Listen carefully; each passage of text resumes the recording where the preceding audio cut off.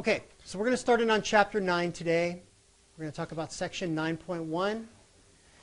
And Section 9.1 deals with right triangle trig. This is plain old SOHCAHTOA, guys. This is the trigonometry that you guys learned back in geometry. Okay? So we're on page 537. And we're just going to run through this very quickly.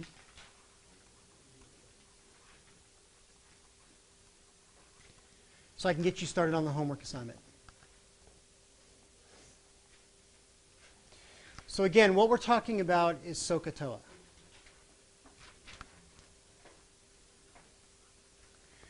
Which means that sine of theta is equal to opposite divided by a hypotenuse. Cosine of theta is equal to adjacent divided by hypotenuse. And tangent of theta is equal to opposite divided by adjacent. This is one place where spelling counts in math, guys. If you spell SOHCAHTOA wrong, then you're going to be using the wrong ratios. Now, we've been using this stuff to do our problems in the previous chapters, right? When we set up our triangle pictures, when we know that sine is equal to 5 over 13, we know the opposite is 5, the hypotenuse is 13. So I'm not going to spend a bunch of time going through this, but understand the key thing here, guys, that this is only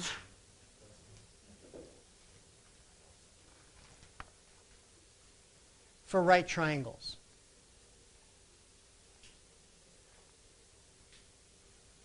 Only for right triangles. How do we know this can only work on right triangles?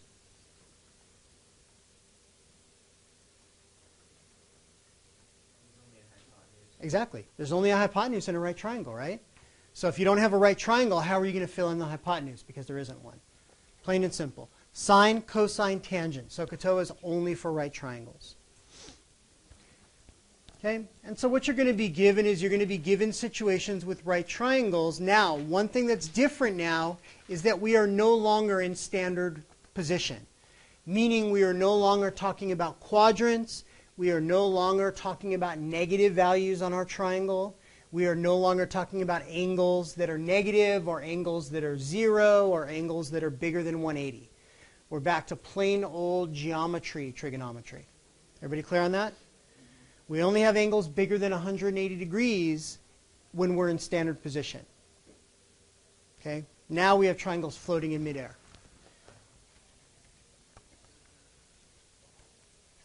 So let's say we have a 3, 4, 5 right triangle, and we want to know what is the sine of angle A equal to. Well, across from our angle is our opposite side. Across from our 90-degree angle is our hypotenuse, which makes this the adjacent. Okay? And so sine is going to be equal to opposite over hypotenuse, which is 4/5. Or if they asked you for it as a decimal, typically trig values are written to 4 decimal places. So you would typically see this written as 0.8000. If you look up sine of a particular angle in a chart, it's pretty much always, every chart is typically going to give you 4 decimal places. Even if it's just zeros. They round to 4 decimal places. All right. What if we wanted to solve for angle A? How would we do it? If we know that sine of A is equal to 4/5 or 0.8, how would we find the measure of angle A? Inverse sine, right? We did that in the last chapter. Now the nice thing is we don't have to worry about finding other quadrant answers anymore because we're not dealing with quadrants. So now you're just going to punch this into your calculator and you're going to get it exactly. Or you're going to use the unit circle if it's a unit circle value and you're going to get it exactly. But there's no looking for other quadrants. Okay, there's no quadrant 1 and 2, quadrant 1 and 4 business. There's no negative pi over 3 business. Okay, it's just straightforward.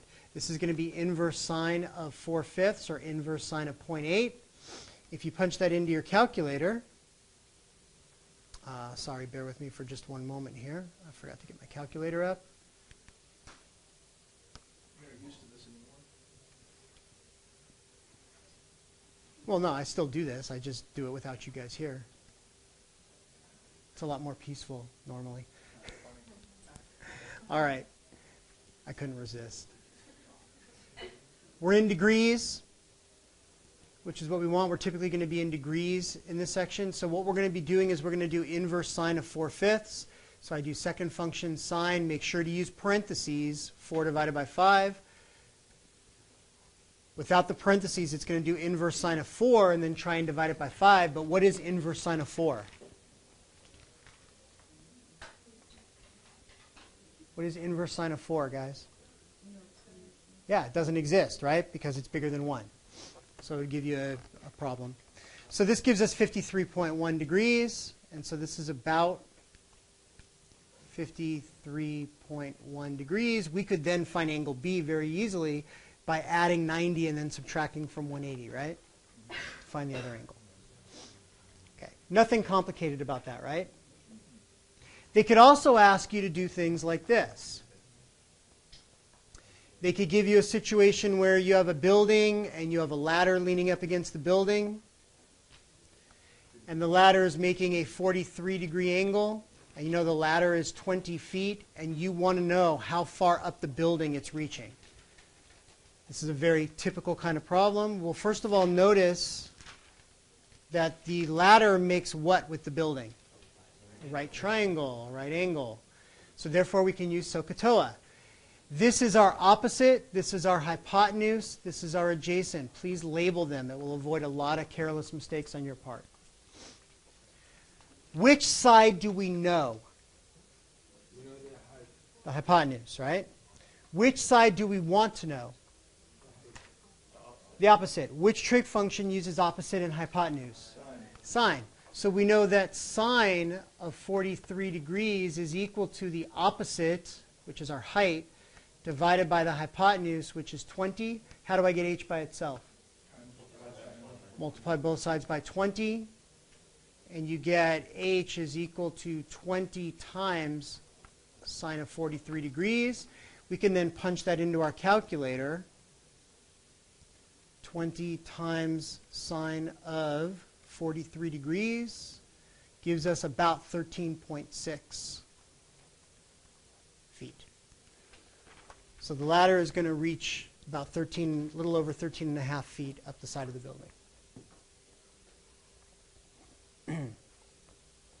Okay. Now, if you don't think this is a real world kind of problem, gentlemen, wait till your wife sends you up the side of the building, the side of the house to go hang holiday lights.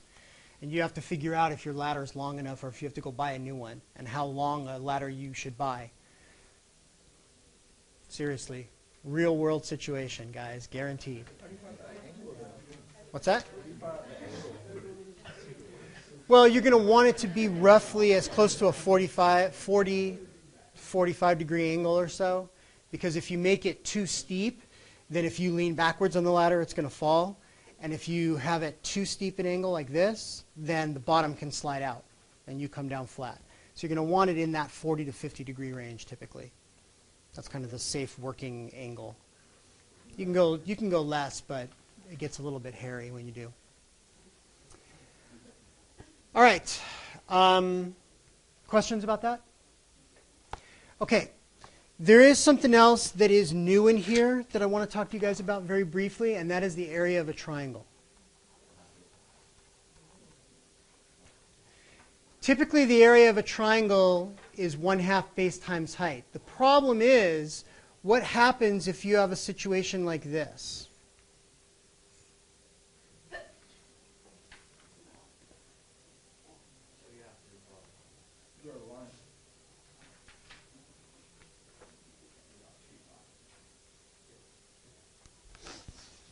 So what if you have a situation that looks like this?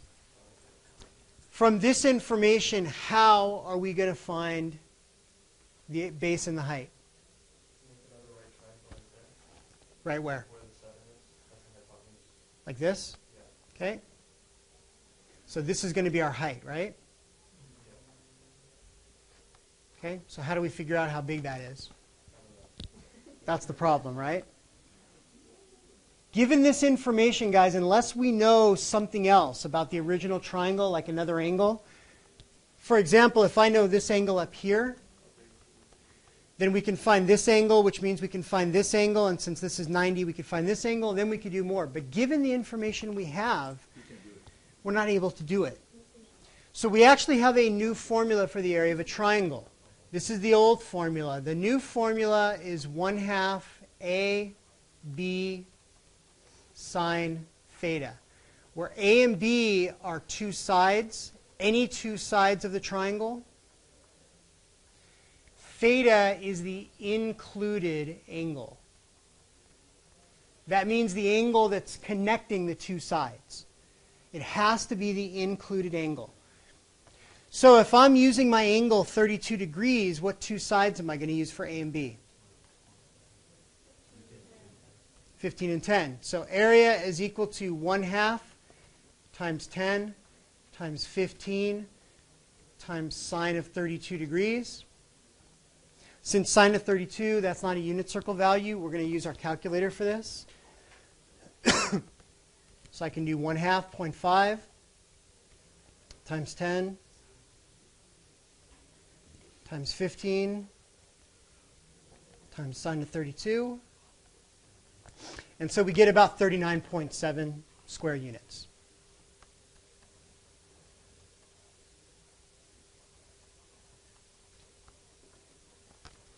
Questions about that?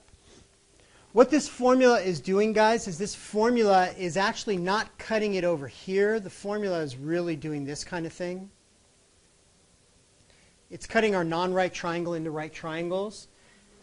Okay, and then it's using the sine function for us.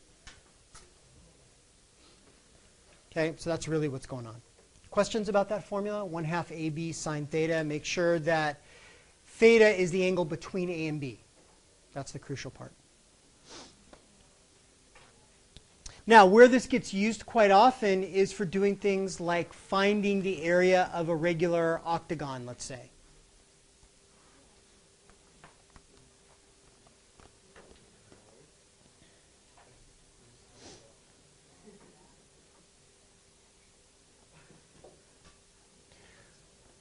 So just to give you an idea, if you had an octagon and you wanted to find the area of an octagon, and typically this will be inscribed inside of a circle. So here's my circle.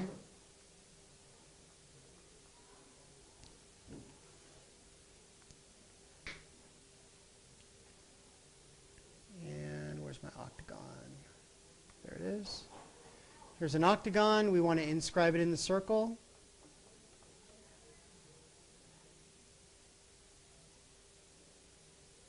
Something more or less like that. You guys get the idea, right? What you're going to do, guys, is you're going to use this formula. And you're going to do this.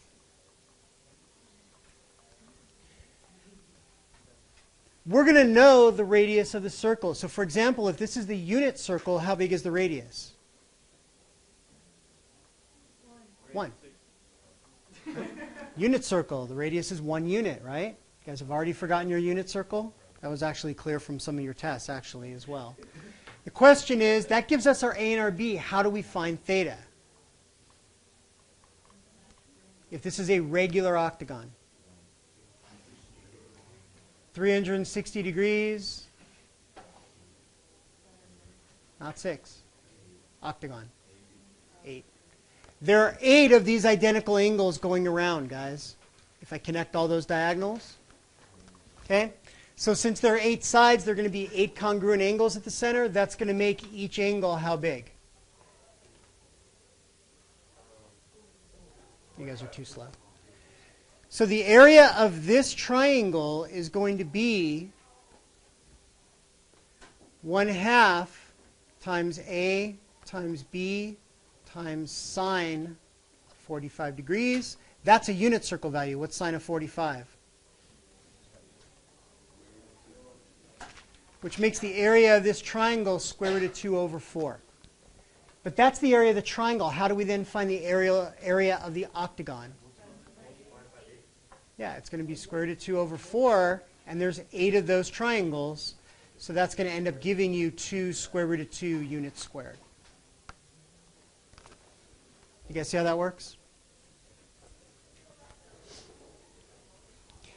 Now, sometimes they won't ask you for the area of the triangle or the area of the octagon. What they'll ask you for is the area of these pieces out here, which is called the segment.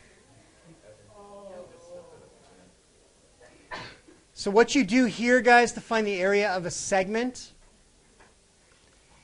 is you make this triangle, you find the area of the sector